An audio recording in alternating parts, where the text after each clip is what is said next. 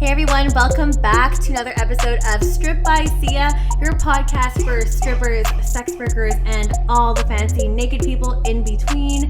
I am your host, Steph Sia, or apparently people call me Sia a lot too. I'm also known as Kim Chi on the stage.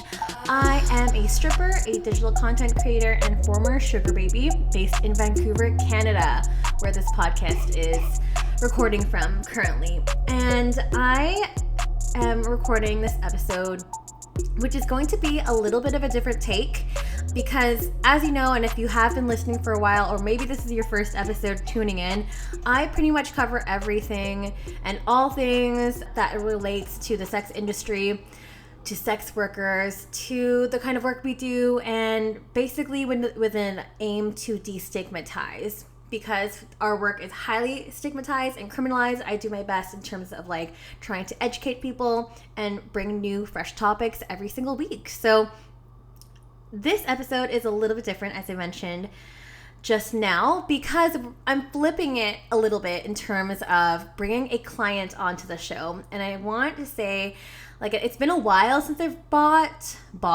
it's been a while since I've brought a client perspective onto the show, and specifically I want to bring a client on to speak about a very highly requested topic that gets so many questions and there's a lot of curiosity on, and it's all about client-provider relationships. And yes, I'm talking about romantic relationships. I'm also talking about friendships. We're going to be talking about, feeling manipulative, feeling exploited, all certain circumstances that you can think of when it comes to, crossing that boundary and crossing into that territory from both the client and a provider perspective.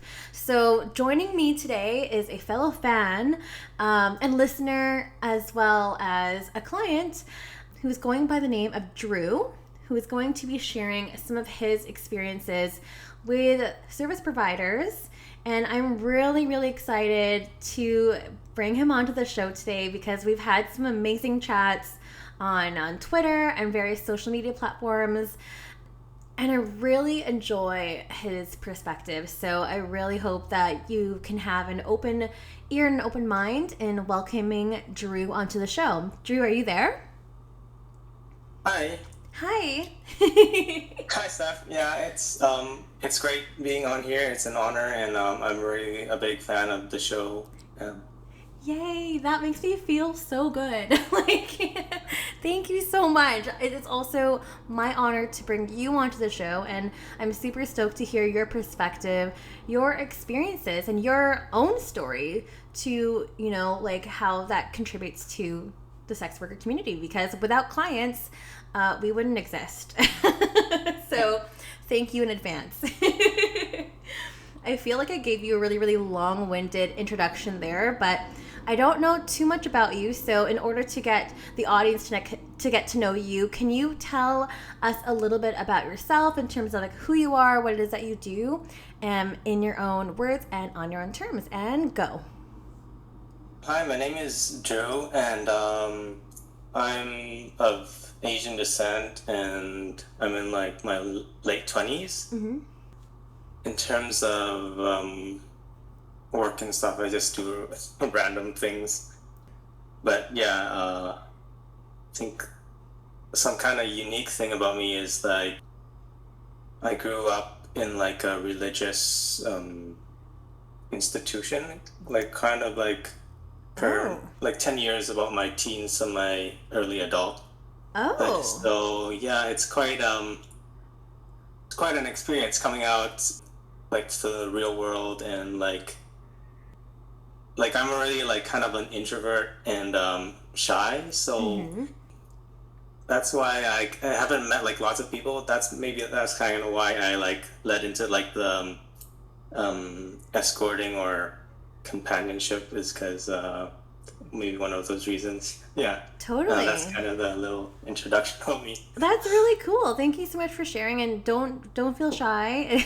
We're just having a conversation today, and I already think you're super interesting. Can you tell me a little bit about this religious institution that you're part of? You don't have to name it per se, but what was that like? And 10 years of your life, like that's pretty significant. And you said you're in your late 20s, so that's like that can be like, you know, almost like a third of your life. So did you want to share a little bit about that? Yeah, well, like my parents and stuff were pretty like religious and stuff. Well, during that time, I think it was like someone like the parents in the community that they thought that because they didn't want their kids to like influence from bad things. So apparently, the next best thing was to bring them in like in a monastery so they could be raised up in that setting. Oh, wow. So yeah, so that's where I was for about like until I was like 18 or so. So yeah, Wow. around a decade. Yeah. Yeah, that's incredible. And was that just like teaching like Christian values, or like what did you learn there? Like I understand there's like a lot of different like youth groups that coincide with different religions and stuff. So like Yeah. I'm just curious to see how this one This one was a Buddhist monastery. So Okay. the thing was like you like wake up at like 3 o'clock to chant. There's a lot of chanting, and you learn about like the text and stuff. And I was actually like becoming like a monk or a novice monk. So Oh, yeah, wow. not just like a regular they would call lay person. Oh my So yeah. gosh. Wow. And you decided to leave at 18, or was it something that you grew out of, or like what caused you to leave? Yeah, I didn't really like it anymore or something.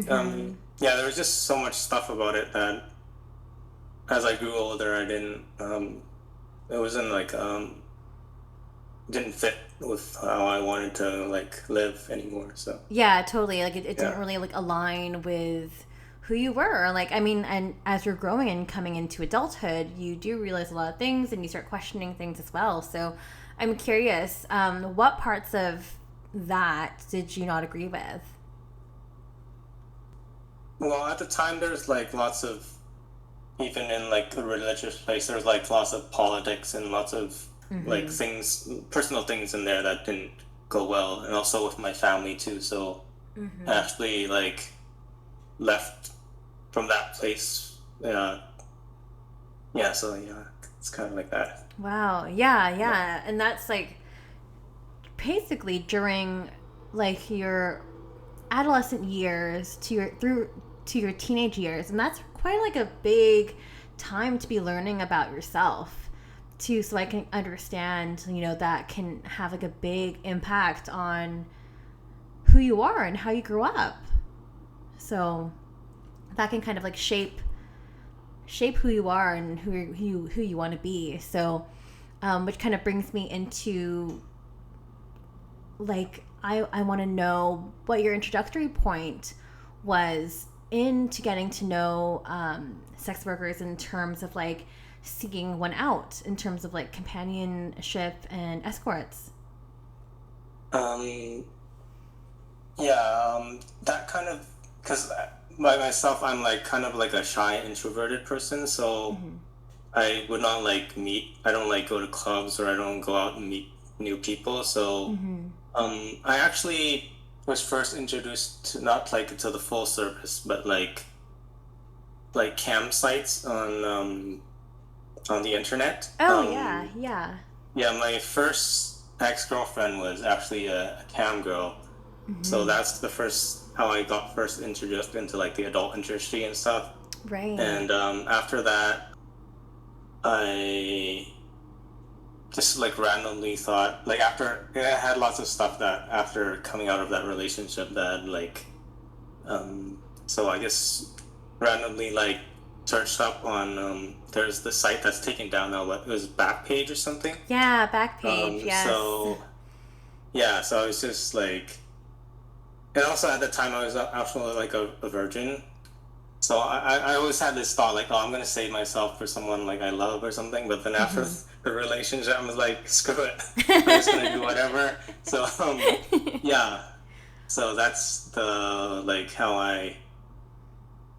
first sought out to like the full service sex Wow. worker. And Oh my gosh. Okay, wow. yeah, So much information dump. Okay, I need to digest all this information. This is so exciting. So many questions. I'm going to start chronologically. So I'm like getting so excited. So how did you first stumble upon campsites? I mean, like you're a teen on the internet or maybe like you're in your late teens and you're like, "Oh, like how did you figure that out?" And like did you know anything about campsites before?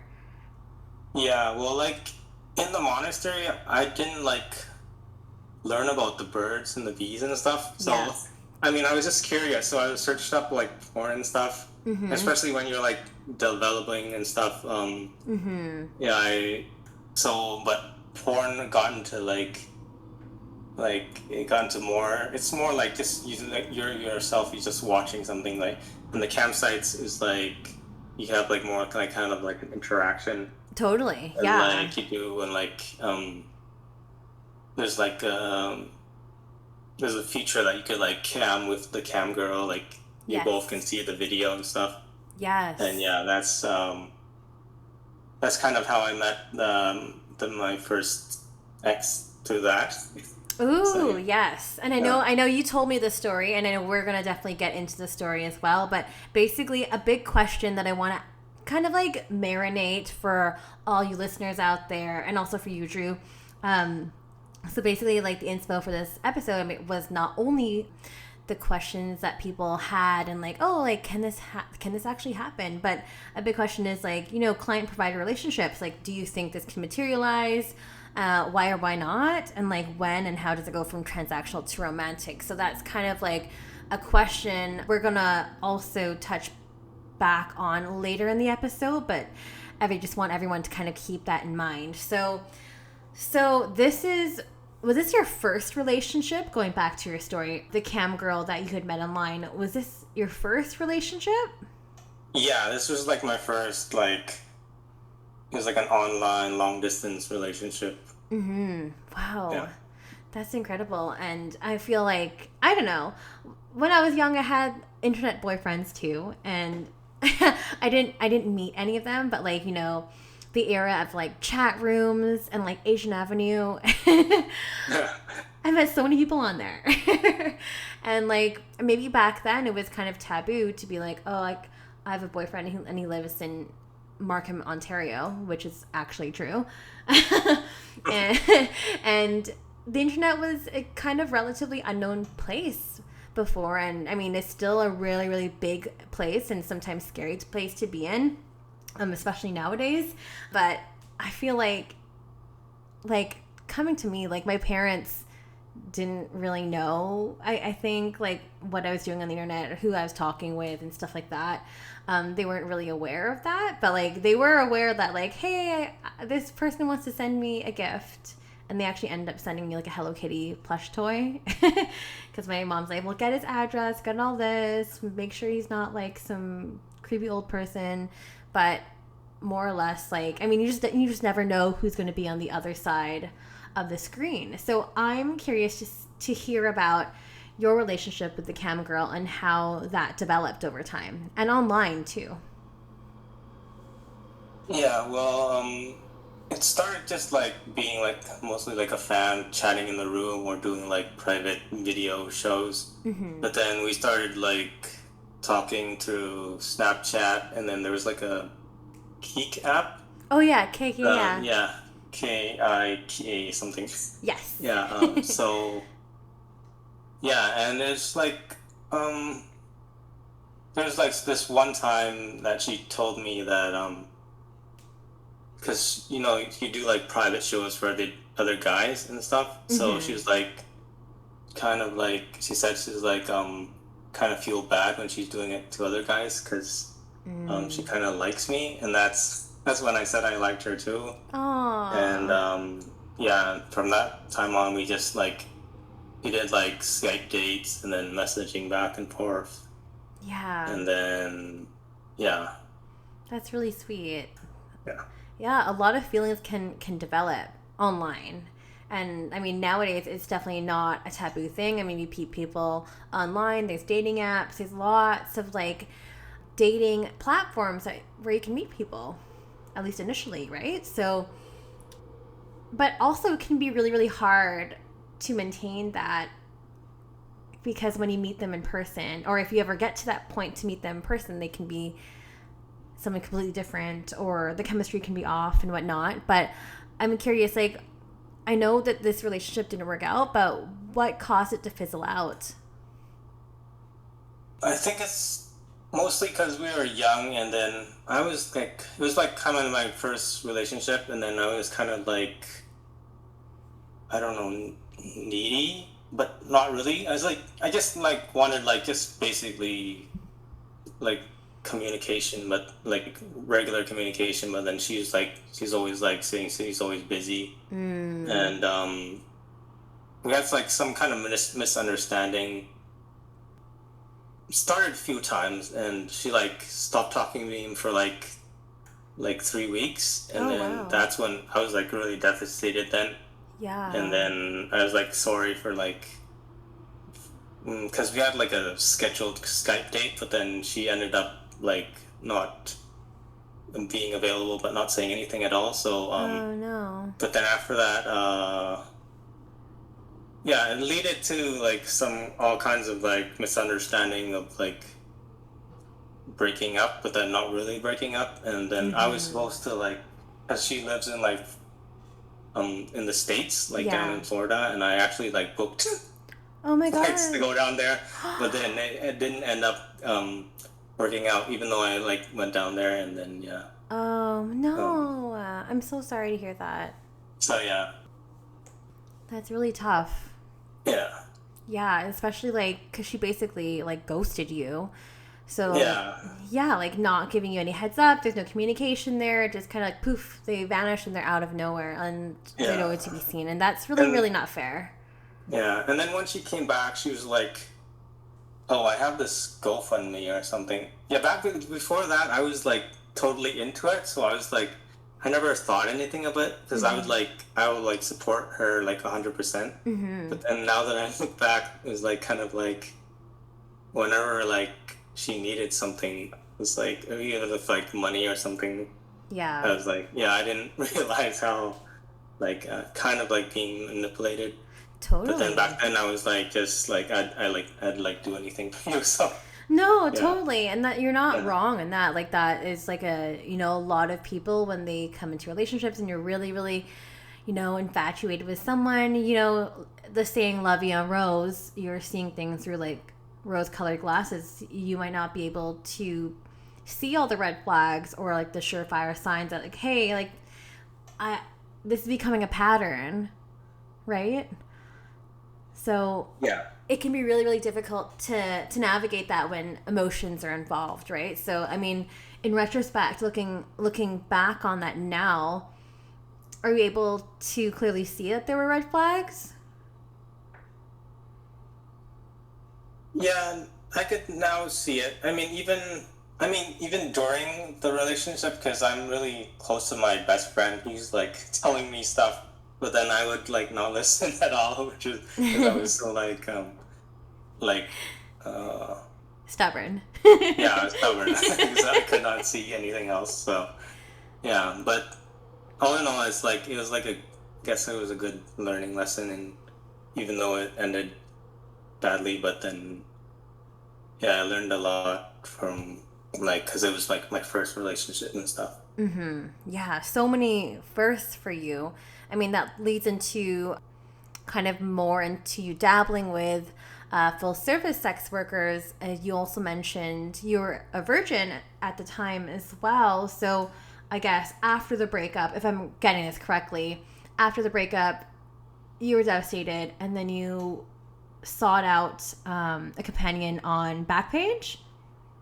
Yeah. Probably like a year or a year and a half later, I was like sought out a companion on Backpage.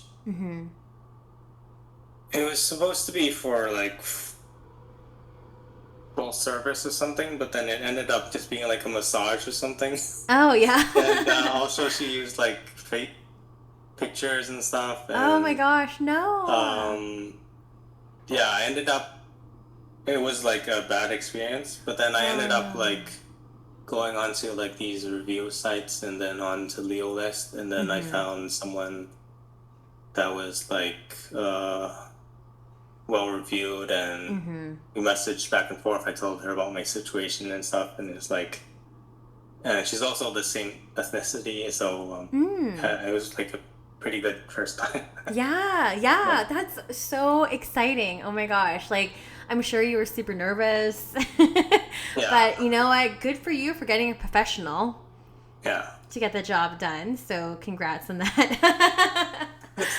Oh my gosh. Well, I have a funny story too, and I don't want to detract from the conversation, but like I also lost my virginity to a sex worker too. Not an escort, but a stripper, a male stripper. So we have that in common.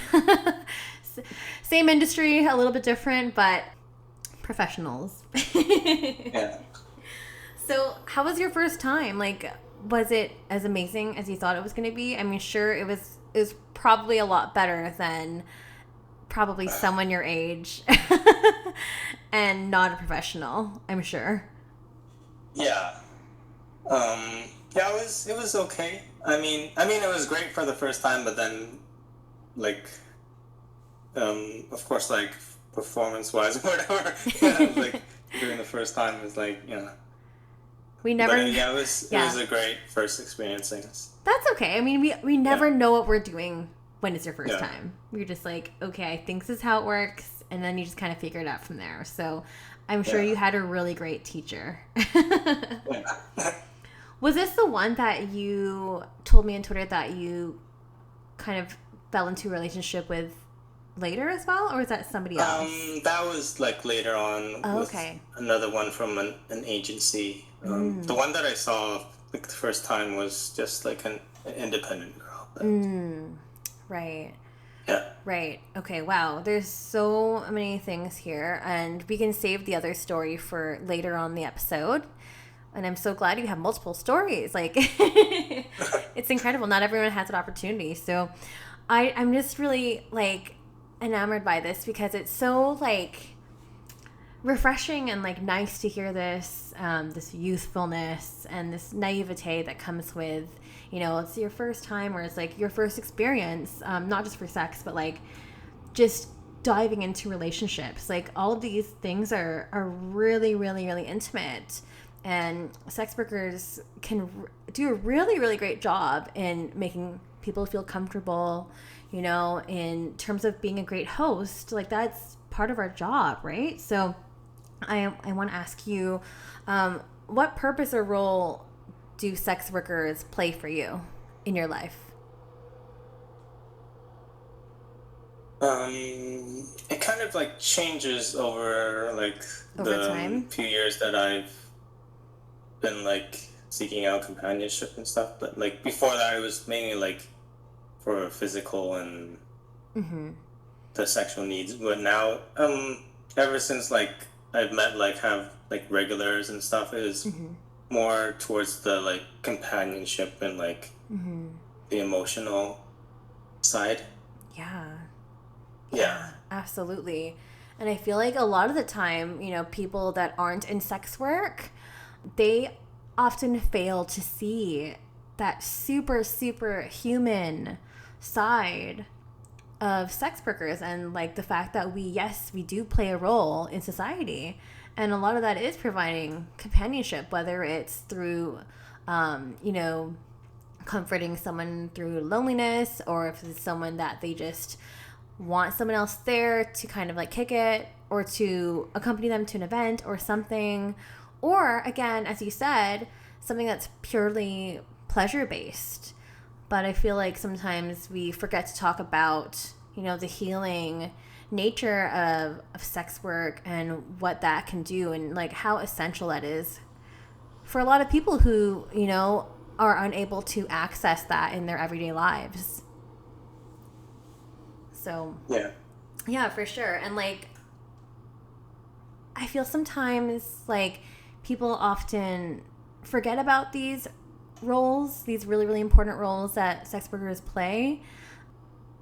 But I mean, in your case, like, it was really interesting too. Like, you know, not having a relationship before and not having that experience before, and kind of diving both feet into the deep end of things in terms of like diving into relationship and stuff. Like, and that stuff's definitely possible too. But I also want to speak about friendships too. Like, do you think that providers and clients can never be friends?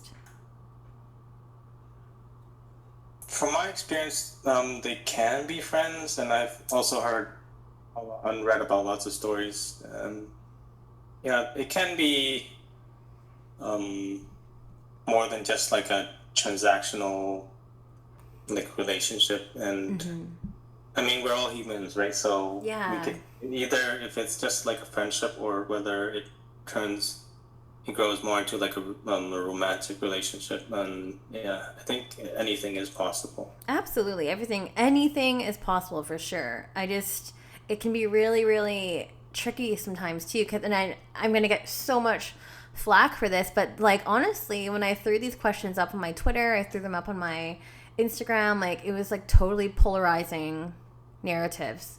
So many opinions on this topic. Yes, they can be. No, they can't be. And I'm going to share like all of the responses that people sent in, because I thought it was super fascinating. But like, I feel like a lot of the times with friendship, it can be really, really tricky. Really tricky. Like, there's such a fine line. What do you think about that? Yeah, I think it can be really tricky, but also because when it is like the friendship, it stemmed out of like a sexual relationship, and I don't know, maybe I think more towards the clients that maybe trying to like expect something more. But I think from the provider side, like if they could like just make friends without like anything else, like Yeah. No, I hear where you're trying to get to, and I understand what you're trying to say. Like, it's really hard to, and I'm not just talking about like client and provider relationships too, but like even in regular relationships, going from, say, like a friends with benefits situation and trying to revert that back into, or try to turn that back into like a friendly relationship. That can be really hard because it's already that history, and that, the sexual history, I think, is really, really hard. And then like you already feel that gravitational pull, you know? I mean, in sex worker relationships, that can sometimes be one-sided, though. More so on the client side, and because sex workers, obviously, like, this is their job, so we treat it as such. And I feel that's where lines can kind of get blurry. And I always mention roles on this podcast because I think it's really important that people recognize the roles that we play and how we are serving each other. So as a companion or a service provider or sex worker or whatever you want to call it, like, our job is to make your fantasies come true, and also to give you the best time of your life, and or from whatever it is that we are hired to do. I feel sometimes with clients, like, sometimes there's that air of entitlement where, like, I don't know how to describe it, but they're almost wanting more. And I'm not trying to generalize, but I hear this a lot, and I also kind of get this a lot as well. Yeah. Did you want to elaborate from the client side of that? Yeah, I don't have anything much to say, but yeah, I've read or heard about what most clients are like, kind of like that, and then like after a while, even like, or like I've heard, even like looking on Twitter from like providers, tweets and stuff. Like, yes. Like regular clients, like everything's going well, even though for a long time, and then suddenly after that, they like turn their face somehow. Like, I don't know.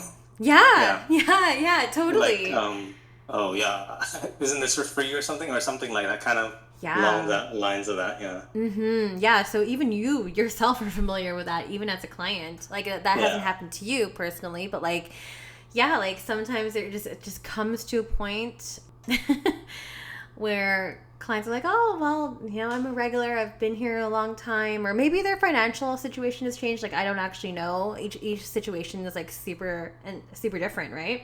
yeah, But like there's sometimes just comes to a point, and I hear this so often, where clients will want to work something out with a provider, and not always asking for free hangs, but like trying to figure something out of outside of the arrangement, or trying to like ask them for a discount or a lowered rate or something because they quote unquote want to see the real you. yeah. Yeah, what do you think about that? Like seeing the quote unquote real person. I mean, yeah, it's kind of hard because I mean, well, because basically, like providers, they're like providing a service, like it's Mm-hmm. like kind of like a business. You can't expect to like after being a loyal customer or something suddenly not paying for the product or the service out of the blue or something like that. Like Yeah. yeah, Yeah. it should be like the opposite. Like if you're like a loyal customer for a long time, you'd still support the Yeah. provider and even more so, not the other way around. Like, yeah, trying Yeah. to take advantage or something. Totally. Yeah. It is kind of like an advantage kind of situation. Like, for example, and you kind of worded it so eloquently, like, if you're a regular at like a steakhouse or something and you go there pretty often, you love it there, you're not going to one day just ask for your meal for free, are you? Like, it doesn't really work that way. And like, I feel sometimes like when clients are asking for the free experience versus like the paid experience, like we are getting paid to give you this amazing experience, this fantasy, right? And like if you want the free experience, like it's gonna be something super mundane, like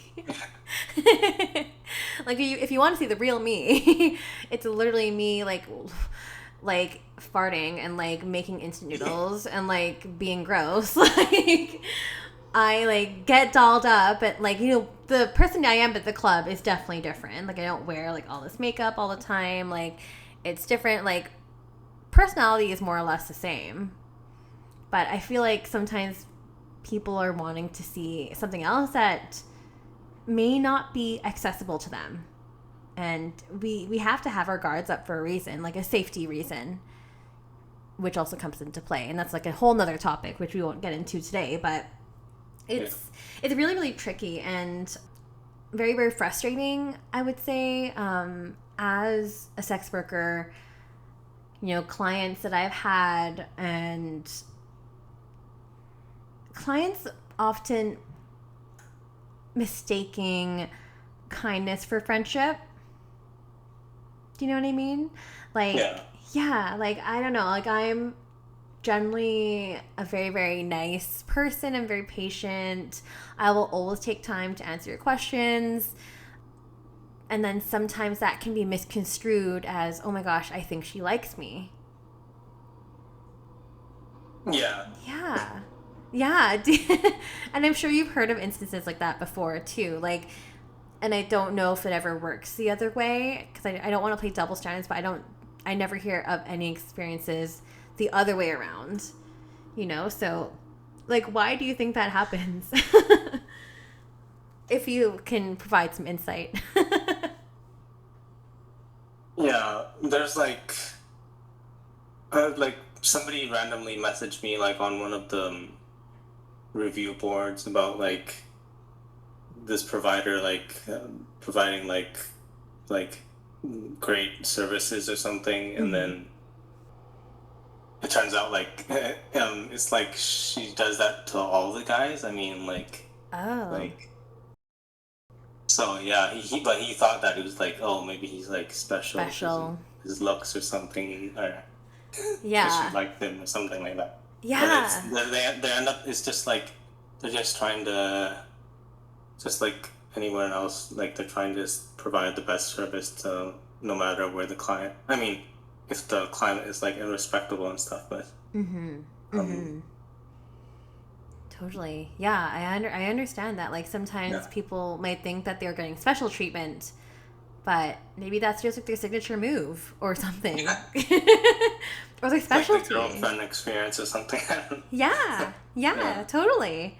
Totally. Like that can be really tricky. And like what are your thoughts on those review boards? Cuz I hear great things, I hear bad things, especially on the sex worker side.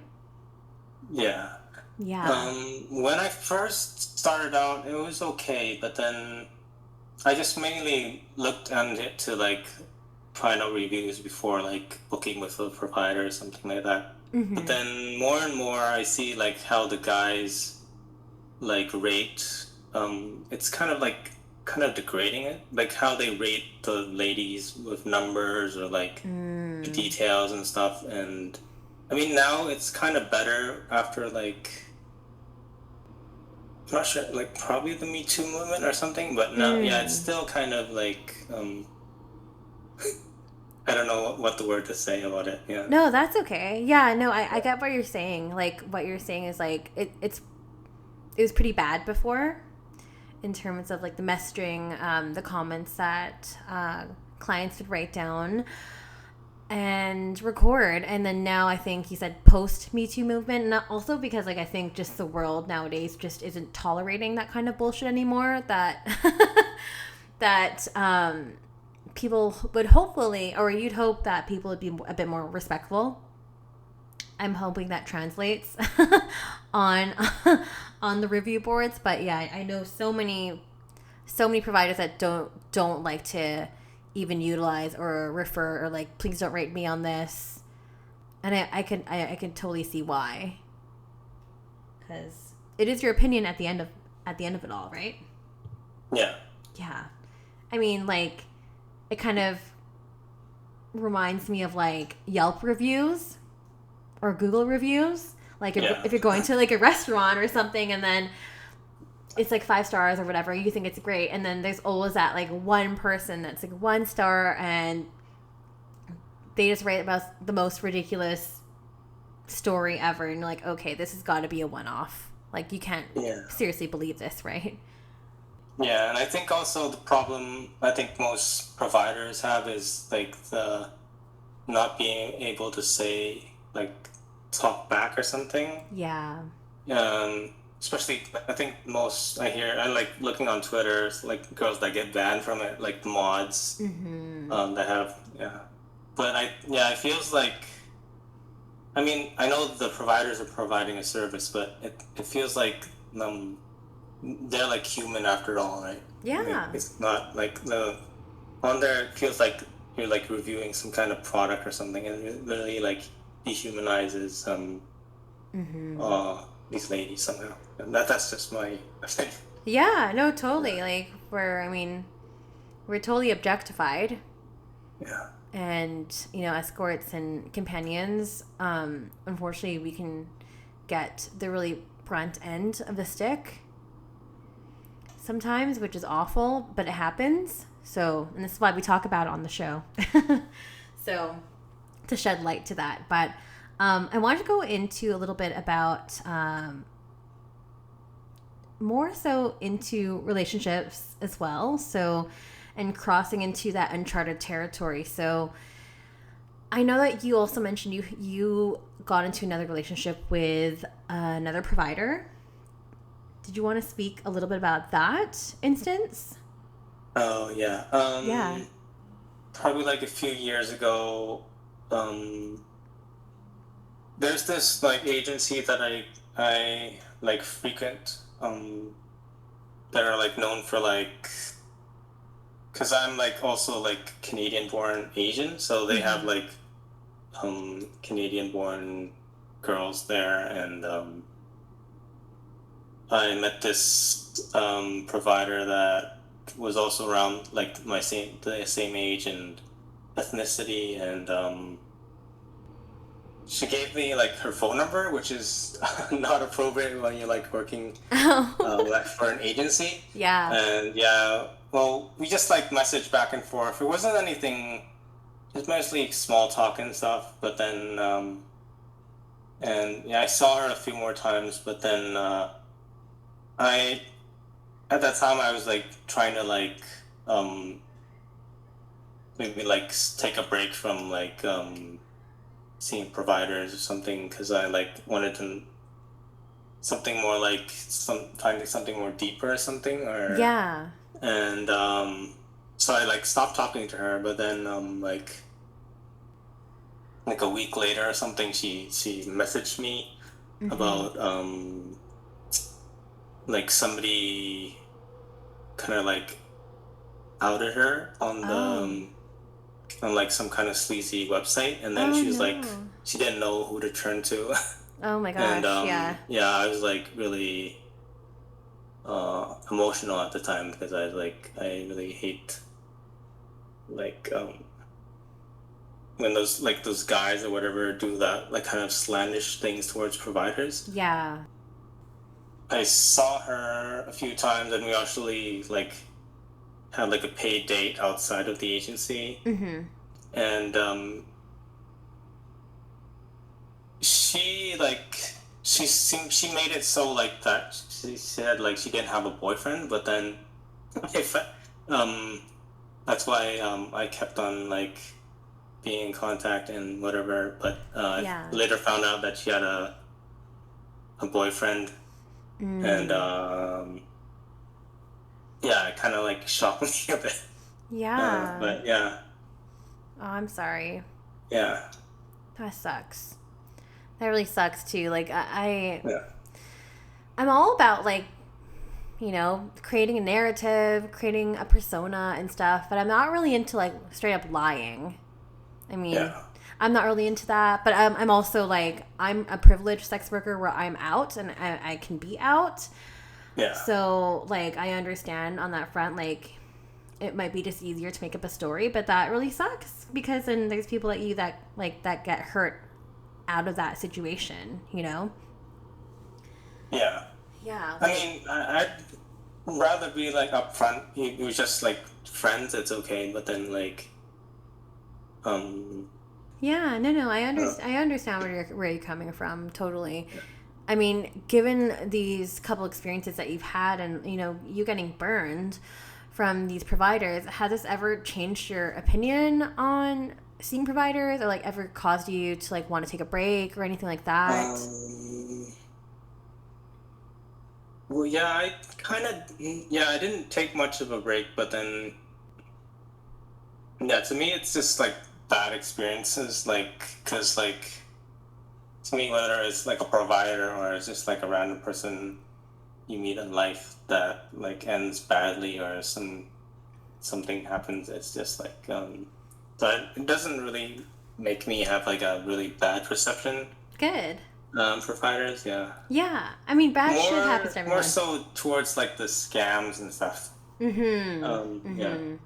Yeah, and that's another story, and I still have an episode waiting to do on that for scams as well, because that's a whole another topic, a whole nother episode for sure. And that happens to both clients. It also happens to a lot of us sex workers too. Like sometimes we fall for scams as well, because people like scam artists are good at what they do, right?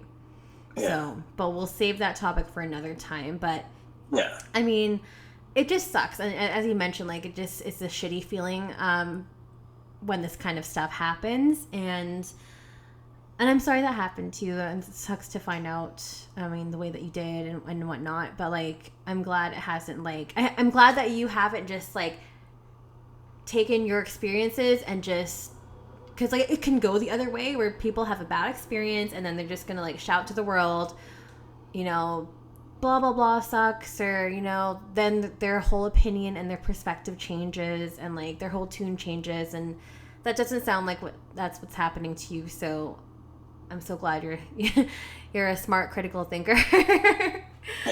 Yeah, Because sometimes it takes one bad apple. For me, when the things happen, I kind of like self-blame more. Oh, Even though no. whether or not it's like my fault or not, I usually like someone who over says sorry or something. But then, yeah, when I found out about the stuff, like it wasn't. It wasn't pleasant news, obviously. Yeah. Yeah. Yeah. When I was like told the truth and stuff, it was like kind of like a relief, and I didn't like go straight into like the self-doubt and self-blame. Good. The dark mood or whatever. Yeah, totally. And Yeah. I think that just is like how telling of like how you yourself are, growing as a person as well. How you're changing and you're beginning to see those signs, and like you're just growing up and not taking shit. So which is great. And like I'm really glad you were able to share these experiences, because it just shows anything can happen. I'm not trying. This episode is not like, the point of this episode is not to like give hope to anyone. This is not the point of the episode. I'm just trying to illustrate different points that this can happen on different fronts, because I feel like a lot of people are curious to see like, is this actually a possibility? And I'm not discounting your experience, because your lived experience is completely valid. And I know there's going to be people and naysayers out there. They're like, well, you were just in an online relationship and yada yada, and like maybe that wasn't a real relationship or whatever. But I still think it definitely is, at least from what you shared with me, like definitely counts. So, because I know there's going to be some person that's going to say like, well, that doesn't count. I'm like, well, no. I'm here to discount that. But I did want to include a lot of other stories that people submitted through Twitter and also through Instagram. A lot of people were really, really opinionated about this, and it's like all across the board. Again, there's no right or wrong answer, but I'm just wanting to kind of go into a few of these responses, and then Drew, if you wanted to chime in, you're more than welcome to kind of comment on any of them. I'm just going to kind of go through them. There's quite a bit of it, and this is basically replacing the Q&A that usually happens at the end of the show. I didn't want to get too personal with Drew, so why don't we just go into this Q&A? So basically the question that we were going to be answering was, again, the question they asked at the beginning of the show, which is, client-provider relationships, do you think they can materialize? Why or why not? When and how does it go from transactional to romantic? And yeah, that's the big question of the day. So just a few things here. Didn't work for me, but I feel it can really absolutely happen. And that was from a sex worker. For me personally, I do not allow for any sort of personal relationships with clients. I'm very clear that this is a fantasy situation that intermingles with reality for the duration of the session. I think it all depends on what both parties need and want. That was also from a provider, and yeah, I mean, I definitely hear where this person is coming from. As we've mentioned many times on the podcast before, it's really great to have boundaries and really great to have a strong work ethic. And some people that like, they like to work with these strong boundaries in place, so they won't get distracted and it won't affect their business in any way. Do you have any thoughts about that, Drew? I'm blanking out right now. Sorry. No, that's okay. It's like a skill testing question. I'm throwing a lot out there on this episode, but yeah, I mean, like, it's really good to have like really, really strong work ethics, I would say, especially like when you are basically handling your own business as a provider. So do you think there are certain instances where you can bend that rule? Well, I think it depends all on the provider, right? Sometimes it could just be strictly like business and like nothing else, no friendship or no like bending any like rules that the industry or themselves put out. But yeah, it just depends on the person, I guess. Absolutely depends on the person, and also like depends like where they are in life, like what kind of life trajectory are you on right now. I mean, I wouldn't expect generally speaking, like people in their 20s, like especially early 20s, if you're in sex work, like to be wanting a relationship kind of right away. But maybe like later in life, like around my age, around like 30s or like later or whatever, it doesn't really matter what age, but like you've lived a little bit, you had more experience under your belt, and maybe that's something that you want to pursue. Options are endless. I guess we'll kind of go into more of these responses because they're so fun. I know many gals who have married a client and it works out well. I also know many who have had their lives upheaved and broken hearts. That doesn't make any sense, but upheaved and had their hearts broken, I would say, in terms of both sides of the relationship. Humans are complicated and they come with histories and goals.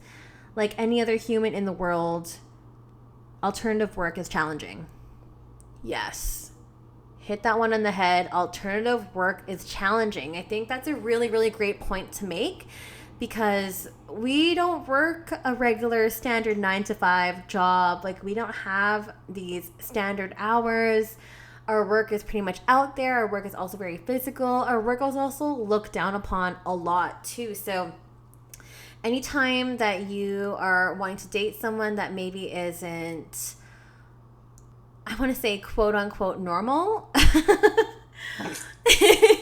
or like quote unquote typical, then there will be its challenges. And this doesn't only go towards the sex work industry. This can also be applied to musicians, artists, any kind of creative endeavors, entrepreneurs.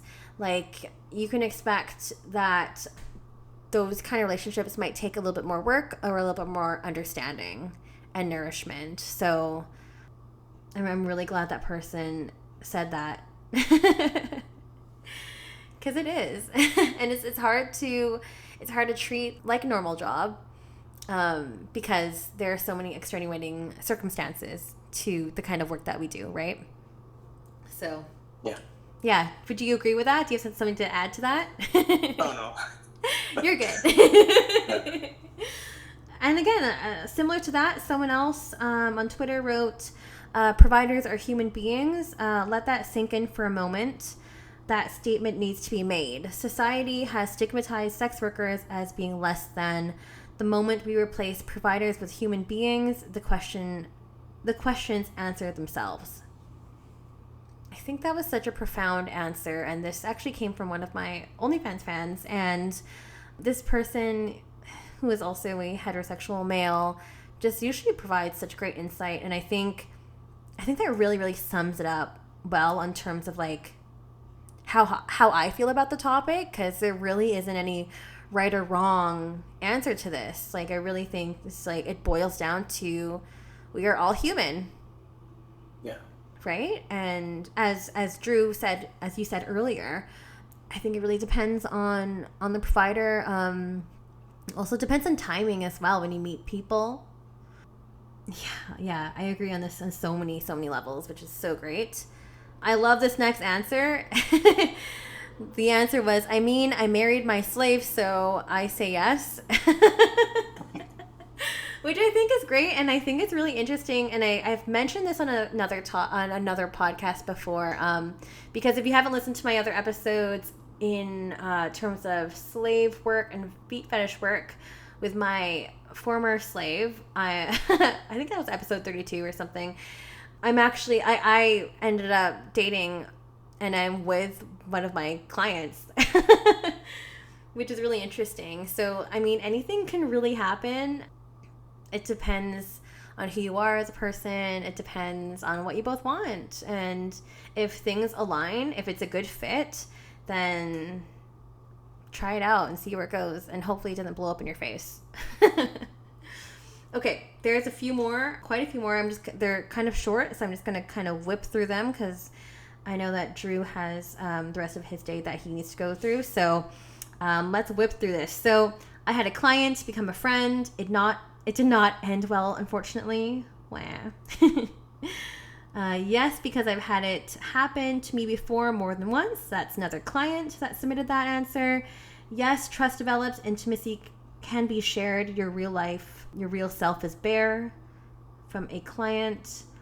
Then we switch over to sex workers. So again, this is like opposite end of the spectrum here, the one we've been talking about, but they're literally paying me money to pretend to like them and should know it's nothing more.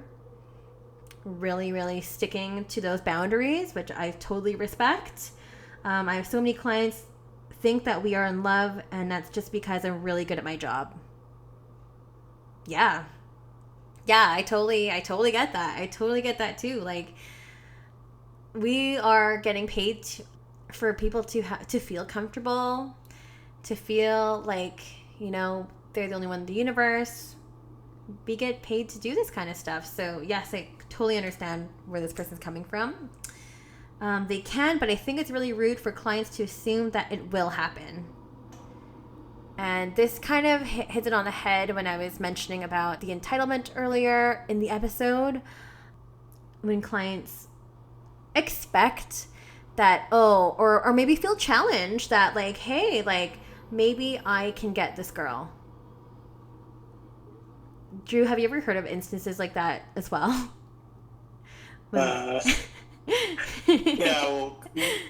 Yeah, from my experience, like, I don't, like, come in thinking that I'm gonna, like, fall in love and get this girl or something, but then, yeah. But some you never know what happens. Some guys do, like, come in straight like that, straight from the bat, and they like have that in their mind. I'm like, who and what planet are you from?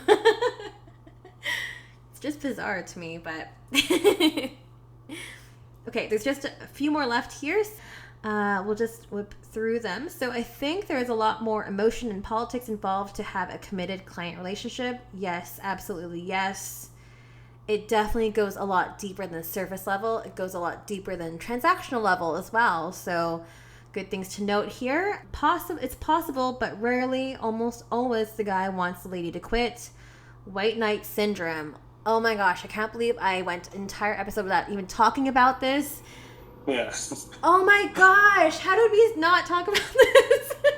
Yeah, I think we talked about this in the DMs. Yes. Did you want to elaborate on this? I know you said quite a bit in our DMs on Twitter, but I'd love for you to share.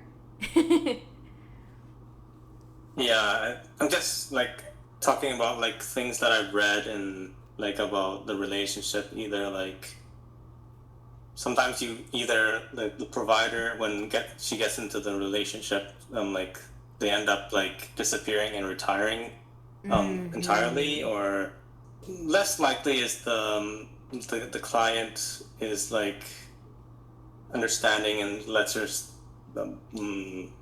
understanding of her continuing, but then mostly likely it's, like, trying to get them to quit, or, like, getting jealous or something. Oh yes. Yeah. Yes, I really hate that, and I think I mentioned to you too, like, that is something that happened to me before I had dated someone, and then they were all supportive about me being a stripper, and then, like, one of the reasons he broke up with me is because he was uncomfortable with me being a stripper, which never materialized ever in our communication. So I feel like I was really blindsided by that, and I feel that this happens so much, especially to strippers, but especially, I mean, to any kind of sex worker, honestly. Like, guys are just really territorial and can be very possessive in that way and feel threatened. And again, white knight syndrome, wanting to quote unquote save people, save sex workers from this horrible job that we're doing, although it makes a ton of money and it's great and we like doing it. So it's really, really, really frustrating to come to head with relationships and people like that who are really controlling. So I'm so shocked that we almost missed that part. So thank you, listener, who contributed that answer. And lastly, a trick is a trick is a trick. So yes, I understand that side of the game as well. You know, we're here to do our job. Don't fuck it up. But yeah, as you said, as you have all heard here, like, it's really, really competing in terms of, like, you think it's going to happen and if you want it to allow it to happen, right? So I would just say my advice for everyone who is wanting to dabble into this, just tread lightly, know what it is that you want, hold your ground, and also just communicate your boundaries really, really succinctly and clearly. And I mean, maybe something will happen. You never know. It's not as uncommon as you think. I mean, I know so many people in the kink and fetish community that this often happens, especially in dom sub complexes, which is really, really interesting. Like a pattern that I had noticed. It's a trend. I don't know. But I mean, it could happen to anyone. And as some of these audience responses mentioned, at the end of the day, we're all humans. So, and humans are really complex beings. So we will leave it at that. But that does bring us to the end of the show. Thank you so much, Drew, for coming on. I'm not sure if you wanted to be reached out, if you wanted anyone to reach out to you. Did you want to share any of your handles, or are you okay today? Yeah, if anybody wants to reach out or talk or anything, I'm open. Like to talk about whatever. You could reach me at your Asian dude on Twitter. Yeah, I'm really thankful for Steph for having me on and creating this safe space for me to share my experiences. And this is just like my experience. So, and it's not that like you could quote unquote say successful, but it's just like anything can happen out there. So just like follow your heart and be respectful, and yeah, that's nice. I love that. I love that. It's ending the episode on such a good and positive note. And thank you so much for sharing your story, your story and your experiences. I mean, although quote unquote unsuccessful, like there was still like a big part of your life, and they're completely valid. So I just want you to know that. And I wish you all the best. It was so much fun chatting with you and like getting to know you on the show today. And thank you so much for sharing your experience and your stories with me and the audience. Don't forget, everyone, it's new episodes every single Sunday. Yes, it's every single Sunday on every single podcast platform out there. Don't forget to like, rate, share, review, and subscribe. And we'll catch everyone in for another episode next week. Thanks, Drew. Thank you. Bye.